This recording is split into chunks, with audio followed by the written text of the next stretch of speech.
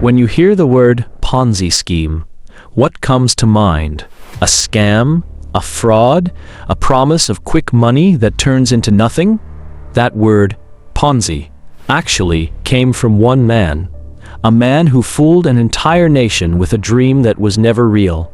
His name was Charles Ponzi, and in 1920 he built one of the greatest illusions of wealth in history. Charles Ponzi came to America from Italy in 1903. He had no money, no job, and barely spoke English.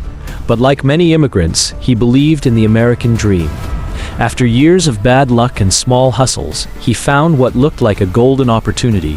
Something called international reply coupons, small postal vouchers used to pay for stamps across countries.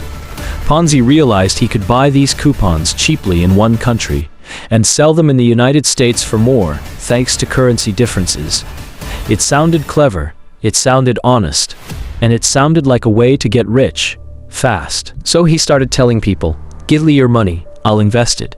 You'll earn 50% profit in just 45 days. At first it seemed to work. Early investors got paid back, plus their profit. People were amazed. They told their friends. And soon everyone wanted in. Teachers, police officers, shop owners. Even banks were investing with Charles Ponzi. But what no one knew was this: there was no real investment. Ponzi wasn't trading postal coupons. He was paying old investors with money from new investors. It was all an illusion, money moving in circles, wrapped in trust and greed. But the illusion made Ponzi rich. He bought a mansion. He wore the finest suits. He drove fancy cars. The newspapers called him the financial wizard of Boston.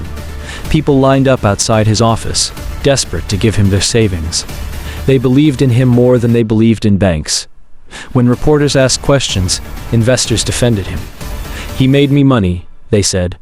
"He's a genius." That's the dangerous power of trust. Once people believe, they stop asking questions. Ponzi's empire grew too fast to control. Every day more people invested. Every day he needed more new money to keep the illusion alive. And then, one summer morning in 1920, federal investigators decided to check his books. What they found was shocking. Ponzi had taken millions of dollars, the equivalent of hundreds of millions today. But there were no profits, no postal trades, just a mountain of fake promises. When the truth came out, panic filled the streets. Crowds stormed his office, begging for their money back. But there was nothing left to give. Charles Ponzi was arrested for fraud. He spent years in prison, and his name, Ponzi, became forever linked to deception. Today, we still use his name. A Ponzi scheme means any scam that promises quick profits with little effort. From Bernie Madoff to fake crypto coins, the formula hasn't changed. It always starts with greed. It grows through trust, and it ends with the illusion of success collapsing into nothing. Charles Ponzi's dream fooled millions, but his story reminds us of one timeless truth. If it sounds too good to be true, it probably is. This was the story of Charles Ponzi, the man behind the word, a lesson in greed, trust, and the illusion of success. For more videos like this, follow us and subscribe to our YouTube channel, or you may never see us again.